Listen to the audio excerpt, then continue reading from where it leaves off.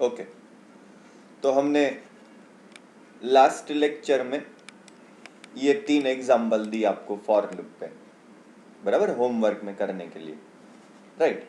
और हमने चालू लेक्चर पे तो चालू वीडियो में तो क्या क्या था, वो पिछली बार के होमवर्क के एग्जाम्पल सॉल्व किए थे जो मैंने आपको फर्स्ट वीडियो के एंड पे दिए थे।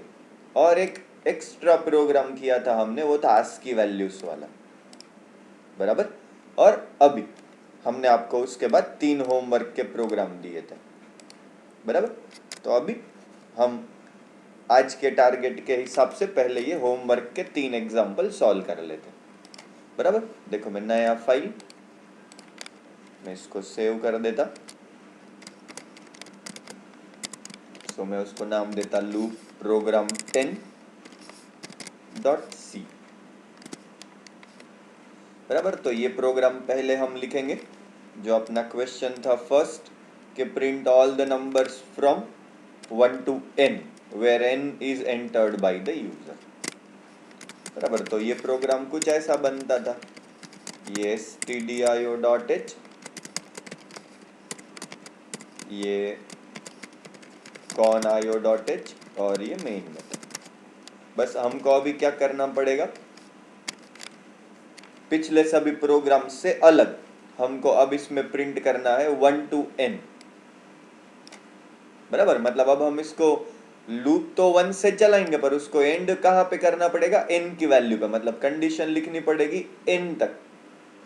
तो हम पहले n का वैल्यू यूजर से इनपुट लेंगे, तो हम यहाँ पे प्रिंट का message printf, so enter value of n, उसे स्कैन करेंगे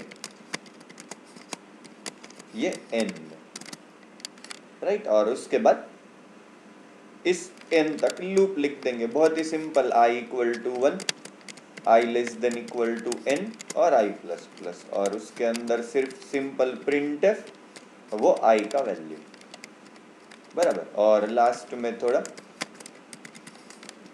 स्लैश n का ग्रुप, ताकि वो मैसेज थोड़े दूर आएंगे आपके इंटरप्रेटर के मैसेज, बराबर। अभी कुछ गड़बड़ होगी तो क्लियर कर लेंगे, इसको कंपाइल कर लिया, बराबर। फिलहाल कोई एरर नहीं इतने छोटे से प्रोग्राम में, तो इसको रन करेंगे, एंटर वैल्यू ऑफ n, मानो मैं इनपुट दूं 14, तो ये आपको 1 से लेके 14 तक इनपुट के हिसाब से मैसेज बताएगा, बराबर। आप कोई भी नंबर इनपुट दो इसे n के लिए, वो वहां तक का आपको वैल्यू बताएगा। मानो आप इसको इनपुट भी देते थे 20, तो ये 1 से लेके 20 तक लूप चला के प्रिंट करके देता था आपको, बराबर। बहुत ही सिंपल प्रोग्राम जिसमें 1 to n where n is entered by the user. हाँ, ये प्रोग्राम होमवर्क में देने के पीछे का रीजन क्या था मेरा, कि आपको ये पता चले कि जरूरी नहीं कि ये कोई स्टैटिक, कोई स्टेडी, कोई कंसोल वैल्यू तक ही लूप चले, बराबर। आप वेरिएबल बेस्ड कंडीशन भी लिख सकते थे, आप चाहो तो स्टार्ट पॉइंट भी खुद डिसाइड कर सकते थे यूजर से इनपुट लेके, जो हमने ऑलरेडी सेकंड एग्जांपल में आपको दिया था होमवर्क में, ये था, बराबर।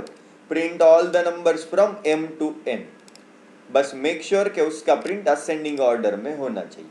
अब मैं अगेन एक नया फाइल बनाता, न्यू एम्प्टी फाइल, इसको पहले ही सेव कर लेता, मैं उसको नाम देता लूप प्रोग्राम 11.c, ये हमारा क्वेश्चन।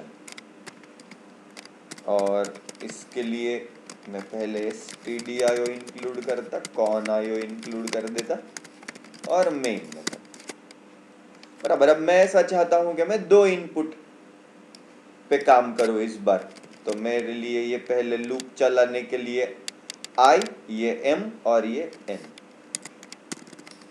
बराबर। अब कुछ और एक्स्ट्रा डिक्लेयर करना पड़ेगा, तो आगे कर लेंगे, पहले हम प्रोग्राम शुरू तो कर देते। मैं आपको ऐसा भी बहुत बार बोला, बराबर, कि जरूरी नहीं बच्चों के आपको पहले से ही सारे वेरिएबल का अंदाजा आ जाए। हो सकता है आपको पहले कुछ 1-2 वेरिएबल दिमाग में आए जिसका आपको इनिशियल यूज समझे, फिर बाद में जैसे जैसे प्रोग्राम आगे बढ़ा आपको वैसे वैसे वेरिएबल लगे तो डिक्लेयर करते जाने का, बराबर। हाँ, और मैं तो ये भी आपको बहुत बार बोलता कि भाई प्रोग्राम का आउटपुट आना फिलहाल तो इस बेसिक स्टेज पे प्रोग्राम का आउटपुट आना ज्यादा जरूरी है। आप प्रोग्राम मिनिमाइज करने के चक्कर में या वेरिएबल बचाने के चक्कर में शायद अभी से स्टार्ट करेंगे ऐसा सोचना, तो शायद प्रोग्राम का लॉजिक गलत हो जाए।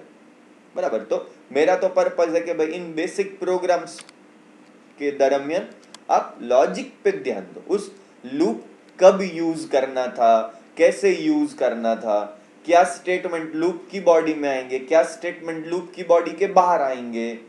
बराबर, मतलब कि कितने स्टेटमेंट्स आपको एग्जैक्ट इटरेट करवाने हैं, उन चीजों पे आप फोकस करो, ना कि वेरिएबल बचाना और प्रोग्राम 10 लाइन का 6 लाइन में कर देने का। हाँ, ये भी अच्छा ही पॉइंट है, पर अब भी नहीं।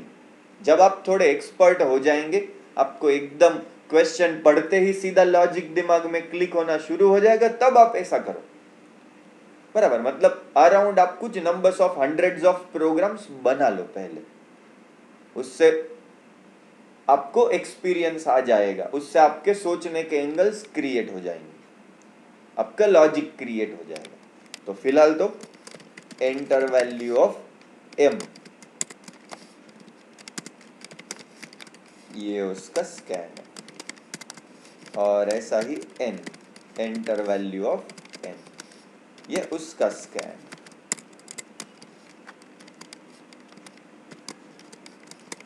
ये m और n। अब आपको m to n या n to m प्रिंट करना है ऐसा नहीं था। मेरा इस क्वेश्चन को देने का पर्पस था कि स्टार्ट पॉइंट और एंड पॉइंट आप दोनों यूजर से लो, पर असेंडिंग ऑर्डर में। मतलब अब मुझे इस m और n में से स्मॉलेस्ट ढूंढना पड़ेगा। बराबर, तो ऑब्वियसली जो स्मॉलेस्ट होगा वहां से हम इनिशियलाइजेशन करेंगे, और जो उन दोनों में से लार्जर वैल्यू है वहां तक की कंडीशन लिखेंगे, क्योंकि हमको वो असेंडिंग ऑर्डर में चाहिए। तो अब मैं लिखूंगा if m is less than n। तो मैं आपके लिए और एक एक्स्ट्रा काम करता, मैं और दो वेरिएबल एक्स्ट्रा प्रिंट कर देता आपके लिए, स्टार्ट और एंड का। तो अगर m लेस देन n, मतलब m छोटा वैल्यू है, तो स्टार्ट इक्वल टू m और एंड इक्वल टू n। और if n less than m है, मतलब अगर n की वैल्यू छोटी, तो स्टार्ट इक्वल टू और एंड इक्वल टू। समझा? ऐसा तो आप इसको कंडीशनल ऑपरेटर से भी मिनिमाइज कर सकते थे। बराबर, पर फिलहाल तो मेरे लिए यही, मुझे आपको समझ में आए उन इजी स्टेप्स से मतलब है। मुझे प्रोग्राम मिनिमाइज नहीं करना, मुझे तो इजी लॉजिक रखने हैं जिससे ज्यादा से ज्यादा स्टूडेंट्स को समझ में आए।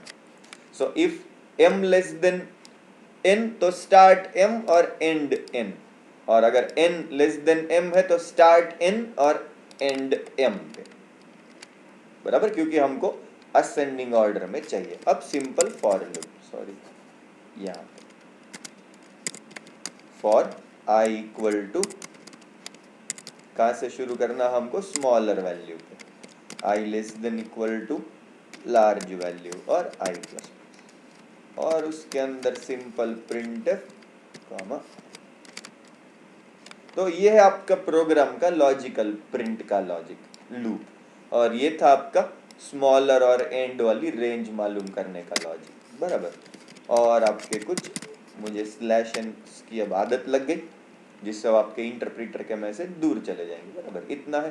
कुछ गड़बड़ होगी तो क्रिएट करते दरमियान होती थी, अभी तो फिलहाल कुछ नहीं है। ये रन, तो m का वैल्यू मानो 10, पहले तो सिंपल ही वैल्यू दे देते 25, तो ये आपको 10 से 25 बताएगा। अब इसी प्रोग्राम को मैं दोबारा रन करता हूँ, फिर से बिल्ड और रन। अब इस बार मैं ऐसा इनपुट देता तो भी अब ये बराबर।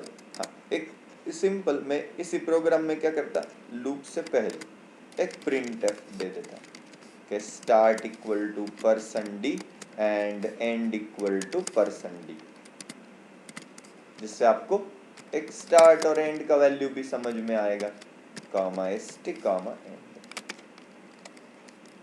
सिंपल। अब देखो जो हमको एक्सपेक्ट है वो एक बार फिर से कंपाइल कर लेते, कुछ गड़बड़ होगी तो क्लियर हो जाती थी। अब इसको रन करेंगे, इंटर वैल्यू 25 और 10। देखो ये मुझे दिखाना था आपको, ये मैसेज इस बार स्टार्ट 10 और एंड 25, सिंपल। तो ये था आपका सेकंड एग्जांपल होमवर्क का, M से लेके N तक बट इन असेंडिंग ऑर्डर। अब यही प्रोग्राम अगर डिसेंडिंग ऑर्डर में आता था तो आपको लार्ज से लेके स्मॉल तक, यही लॉजिक में मैं एंड से लेके स्टार्ट तक प्रिंट करता था, बराबर, क्योंकि मुझे अब बड़ी वैल्यू से शुरू करना पड़ता था अगर डिसेंडिंग ऑर्डर होता था तो, बराबर। अब आपका थर्ड एग्जांपल था sum of all the numbers from 1 to 10। So ये भी कुछ ऐसा बनता था। अभी मैं एक नया फाइल ऐड कर दूंगा, उसको सेव कर देता, let's name it as loop underscore program number is now 12.c, बराबर। अगेन मैं क्वेश्चन कॉपी कर लेता हूं यहाँ से, print all the numbers from 1 to 10। तो यहाँ पे फिर से ये stdio.h,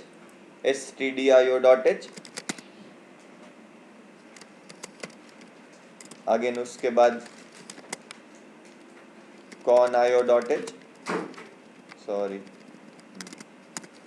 और उसके बाद ये मेन मेथड, और अगेन पहले लूप लगाने के लिए आई। अब मुझे क्या करना है, 1 to 10 का सम, और वो भी लूप से। तो बच्चों याद रखो कि मुझे ऐसा बिल्कुल एक्सपेक्ट नहीं है कि आप 1 + 2 + 3 + वाला अरिथमेटिक स्टेटमेंट लिखो, बिल्कुल नहीं। मैं ऐसा लिखने के लिए अब एक्सपेक्ट कर रहा था, और i++, जिसमें आपको अब 1 to 10 का सम करना है। तो मेरे पास बहुत अच्छा लॉजिक है, sum equal to sum plus I, तो जिसमें मैं सम नाम का भी एक एक्स्ट्रा वेरिएबल डिक्लेयर कर दूंगा, बराबर। और अब उस सम की वैल्यू प्रिंट कर देंगे यहाँ पे, सम ऑफ ऑल वैल्यूज या ऑल नंबर्स इज %d, सम,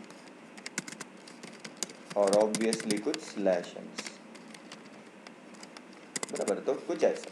हाँ, फिलहाल बच्चों ये प्रोग्राम की सबसे खास बात है ये सम के बारे में।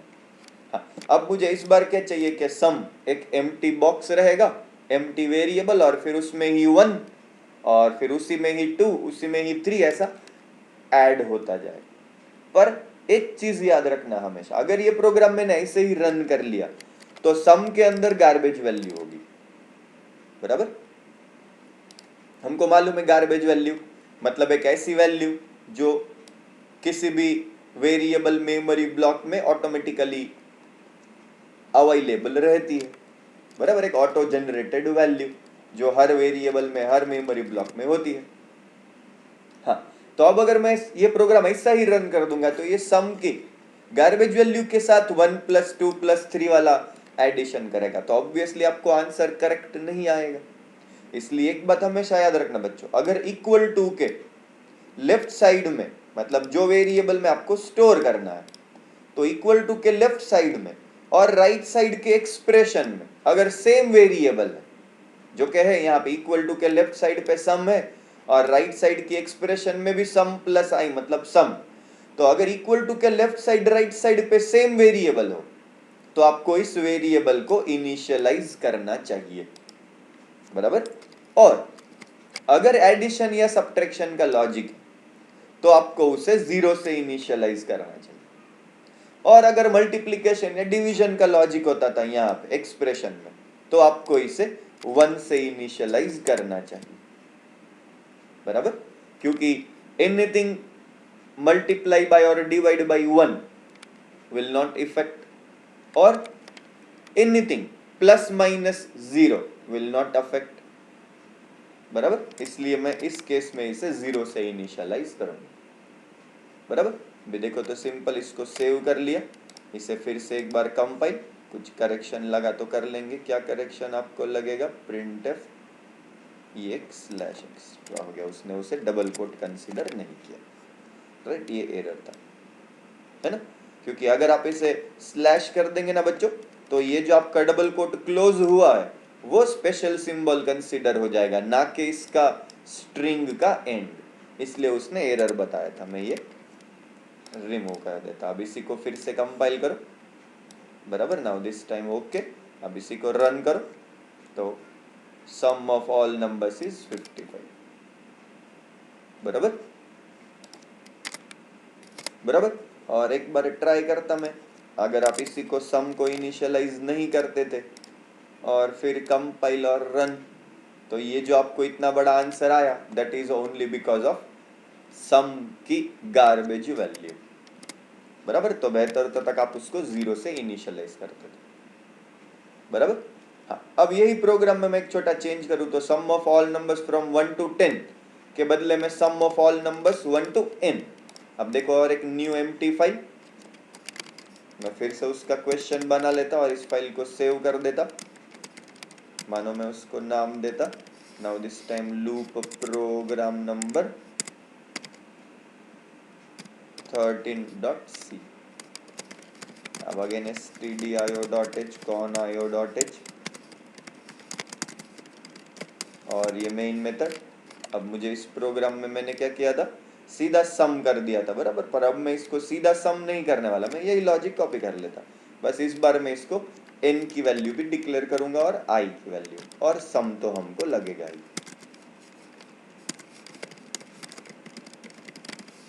Now what time is enter value of n, उसे स्कैन करेंगे।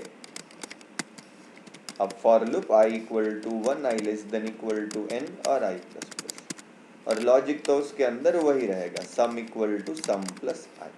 बस इस बार चेंज क्या हो गया कि एंड की जो वैल्यू थी वो 10 के बदले आपने n कंसिडर करवाई है।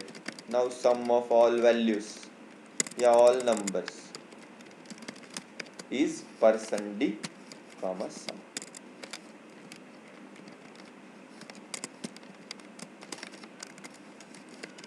और ये कुछ अपने स्लैश। अब बस एज अ चेंज आपको पहले कंपाइल कर लेते, और एज अ चेंज आपको अब n का वैल्यू इनपुट देना है और सम आपको वहां तक का मिलेगा। इसी को रन करो, इंटर वैल्यू ऑफ n, तो n तक का सम इज 120। मतलब ये क्या कर रहा है, 1 + 2 + 3 प्लस करके ऐसे आपको 15 तक। वही इसी प्रोग्राम को फिर से रन करो, इंटर वैल्यू ऑफ ये जो अपना पिछली बार का था रिजल्ट, वही 10 तक का सम 155। अब इसी प्रोग्राम को और एक बार मैं रन करता है, इंटर वैल्यू ऑफ 100, तो मेरे हिसाब से वो 5050, यस, बराबर। तो ये प्रोग्राम है आपको 1 से लेके n तक का हर वैल्यू का सम, सिंपल, राइट। अब जो मैं आपको बहुत बार बोला बच्चों कि आप लूप की बॉडी में कोई भी लॉजिकल स्टेटमेंट लिख सकते हैं, बराबर। इधर मैंने तो इस बार एक्सप्रेशन लिखा, पिछले कुछ एग्जाम्पल में मैंने लूप की बॉडी में इफ यूज किया था, कुछ एग्जाम्पल में मैंने लूप की बॉडी में सिर्फ प्रिंट यूज किया है, बराबर। अब आपको ये क्लियर होना है कि आप इस लूप की बॉडी में कोई भी स्टेटमेंट और कोई भी एक्सप्रेशन और कितने भी नंबर्स ऑफ स्टेटमेंट्स लिख सकते हैं। इवन आप इस लूप की बॉडी में कुछ इनपुट आउटपुट, मतलब कुछ प्रिंट एफ या स्कैन एफ भी कर सकते हैं। मतलब जितनी बार ये लूप चलेगा वो उतनी बार हर बार इनपुट लेगा, बराबर। तो देखो, तो अब भी जो ये आपका प्रोग्राम, बराबर, जिसमें मैंने अभी आपके लिए प्रोग्राम लिखा आज का, वो 4th प्रोग्राम था कि print the sum of all the numbers from 1 to n where n is entered by the user, बराबर, where n is entered by the user। अब एक और सिंपल एग्जांपल करना है मुझे इसके बाद, वो है कि मैं लूप के अंदर कुछ नंबर्स इनपुट लूंगा, मानो फॉर एग्जांपल 10 नंबर्स इनपुट लूंगा, पर लूप के अंदर, मतलब मैं लूप को 10 बार घुमाऊंगा और उस लूप के अंदर एक एक एक एक इनपुट लूंगा, तो अल्टीमेटली लूप घूमने तक मुझे 10 इनपुट हो जाएंगे। और उन 10 में से मुझे इवन नंबर्स कितने थे और ऑड नंबर्स कितने थे वो मुझे काउंट चाहिए, बराबर। सो अभी एक और एग्जांपल बना था मैं आपके लिए, वो प्रोग्राम कुछ ऐसा, देखो ये न्यू फाइल, इसको सेव कर देता। Now it is my loop program number 14.c। तो जिसमें मेरा क्वेश्चन होगा कि a program to accept 10 numbers from the user and print total count of even and odd numbers entered by the user। मतलब उस 10 में से इवन नंबर्स कितने थे और ऑड नंबर्स कितने थे, मुझे वो काउंट चाहिए। हाँ, this is even, this is odd, this is even, this is odd, ऐसा नहीं, उसमें से इवन कितने थे और ऑड कितने थे वो काउंट चाहिए। बराबर। तो ये कुछ लॉजिक ऐसा रहेगा, ये आपका stdio.h, ये conio.h।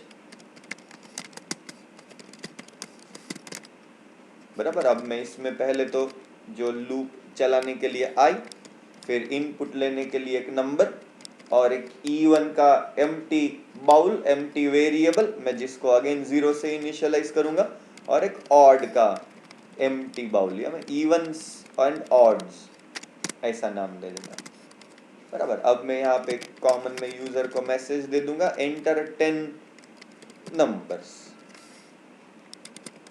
और इसके नीचे मैं एक लूप शुरू कर दूंगा i equal to 1, i less than equal to 10 और i प्लस। मतलब पहले ये कॉमन में मैसेज आ जाएगा यूजर को, और उसके बाद आपकी लूप की बॉडी, लूप का इटरेशन स्टार्ट होगा। तो मैं उसके अंदर ये नंबर इनपुट ले लेता। मतलब अब सोचो, हाँ, ये कि ये लूप 10 बार घूमने वाला, मतलब हर लूप के इटरेशन में वो एक एक इनपुट लेगा, मतलब वो जो इनपुट आएगा वो नम में ओवरराइट। अब मैं चेक करूंगा कि इफ ये जो नम में आया है उसका मॉड टू 0 है, मतलब वो इवन नंबर है अगर, तो इवन्स नाम के बाउल में प्लस प्लस, और एल्स मैं ऑड्स के बाउल में प्लस प्लस करूंगा। सिंपल, एकदम सिंपल। बस आपको करना क्या पड़ा, इनपुट लेना है लूप में, बराबर, और हर इटरेशन में इनपुट, और हर इटरेशन में या तो इस बाउल में प्लस प्लस नहीं तो इस बाउल में प्लस प्लस, ऐसा बोलो, या तो इस बॉक्स में प्लस प्लस नहीं तो इस बॉक्स में प्लस प्लस। अल्टीमेटली हमको मालूम है कि ये वेरिएबल्स ही है। ये समझाने के लिए आपको मैं शब्द यूज कर रहा हूँ, बाउल्स या बॉक्सेस, राइट। सो हर इटरेशन में इनपुट, और उसके बाद कोई तो भी एक वेरिएबल में इंक्रीमेंट, कोई तो भी एक बॉक्स में इंक्रीमेंट। अब लूप खत्म होने के बाद, आपका 10 इटरेशन होने के बाद, इधर कुछ नंबर ऑफ टाइम इंक्रीमेंट हुआ होगा, इधर कुछ नंबर ऑफ टाइम इंक्रीमेंट हुआ होगा, राइट। और सोच समझ के मैंने इन दोनों को, बॉक्सेस को 0 से, वेरिएबल्स को 0 से इनिशियलाइज किए थे। तो printf total count of even numbers is %d, evens, और ऐसा ही printf total count of odd numbers is, यहाँ पे ऑड्स, और जैसा हम हर बार करते हैं ये कुछ स्लैश एन, हाँ, इसके एंड पे भी स्लैश एन कर देते, नहीं तो सेम लाइन में। बराबर। तो अभी ये लूप कंपाइल कर लिया, देखते कुछ करेक्शन लगा तो, बराबर। फिलहाल तो बहुत सिंपल एग्जांपल था, ये उसको रन। सो जो ये आया, बराबर, आपका पहला मैसेज कॉमन में आ गया, एंटर 10 नंबर्स, ये वाला। अब आपको लूप की गेम चालू। अब हर इटरेशन में वो आपसे इनपुट लेगा, मैं यहाँ पे इनपुट दूंगा 15, तो उसने क्या किया, ये 15 इनपुट ले लिया, उसको इसमें या इसमें प्लस कर दिया, बराबर, काउंट में, मतलब ये ऑड में एक्चुअली में इंक्रीमेंट हो गया। अब मैं और इनपुट देते जाता, 17, 19, 22, 28, 35, 31, 165। देखो इंटेंशनली मैं ऑड नंबर से ही इनपुट ज्यादा दे देता, 339, बराबर। तो इसमें हमारे पास 2 ही इवन नंबर्स थे इंटेंशनली, और ऑड नंबर्स बाकी, बराबर। हाँ, इसी प्रोग्राम का लॉजिक ऐसा भी बहुत सारे स्टूडेंट्स बता सकते हैं कि सर ऑड क्यों काउंट करना, कोई एक ही काउंट कर लेते इवन, और 10 minus even, so that makes you odd का काउंट। तो वो भी बरोबर, अपना अपना लॉजिक, बराबर। मैं क्या कह रहा हूं कि इवन और ऑड दोनों का इफ एल्स लिखने के बदले कोई एक ही काउंट करो, सिर्फ इवन्स, ऑड का काउंट ही मत करो, आप ये निकाल लो इसके बदले, और वेरिएबल भी मत लिखो ऑड के लिए, आप सिर्फ इवन का वेरिएबल लो और ऑड के दरमियान सिर्फ यहाँ पे चेंज कर दो, that is 10 minus even. So 10 minus even मतलब ऑड, क्योंकि 10 नंबर कुल इनपुट आए, उसमें से अगर मानो 2 इवन थे तो ऑब्वियसली 8 ऑड। तो ये भी एक सिंपल लॉजिक बन सकता है, बराबर। बहुत इजी प्रोग्राम, बस मैंने ये प्रोग्राम इंटेंशनली इसलिए लिया ताकि आपको ये बता सकूं कि लूप में भी इनपुट ले सकते, बराबर। तो ये आपका अगला प्रोग्राम था कि accept 10 numbers from the user and print total count of even and odd numbers entered by the user, बराबर। अब इसके बेस पे आपके आज के होमवर्क, तो अभी आपका होमवर्क आज का कुछ ऐसा है मेरे लिए। तो ये आपका एक एग्जांपल जो आपको एज अ चेंज करना है। ये जो आपने किया था 1 to n का सम, उसके बदले आपको 1 to n का प्रोडक्ट करना है। मैं इसी को कॉपी पेस्ट कर दूंगा, right print the product of all the numbers from 1 to n। अब कहाँ चेंज करना है वो आप लॉजिक लाना। फिर इसके बाद का नेक्स्ट एग्जांपल मुझे सेम ऐसा ही चाहिए, इवन ऑड का, पर 10 numbers from the user and print total count of even odd नहीं, total count of positive, negative and zeros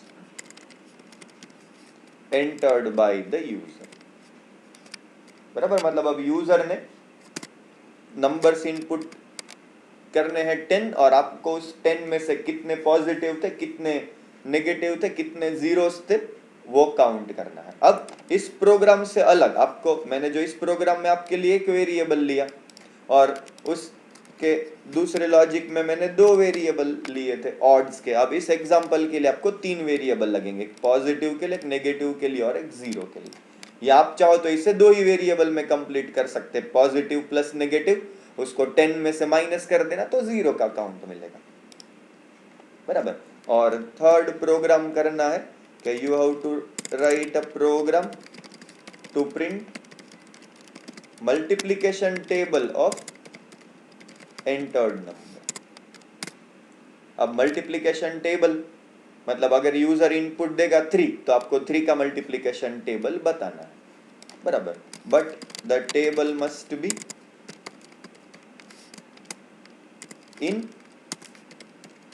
following format, आपको वो इसी तरीके से बताना है। कैसे बताना है, तो आपको इनपुट में आया मानो 3, तो आपको बताना है 3 into 1 equal to 3, फिर 3 into 2 equal to 6, फिर 3 into 3 equal to 9। इस तरीके से आपको उसे 10 तक प्रिंट करवाना है, 3 into 10 equal to 30। तो अभी आज जो आपने किया वो पहले ये होमवर्क के एग्जाम्पल मैंने आपको सॉल्व किए, फिर उसके बाद ये 2 आज के एक्स्ट्रा एग्जाम्पल, बराबर, और इसके बाद आज के आपके 3 होमवर्क, बराबर।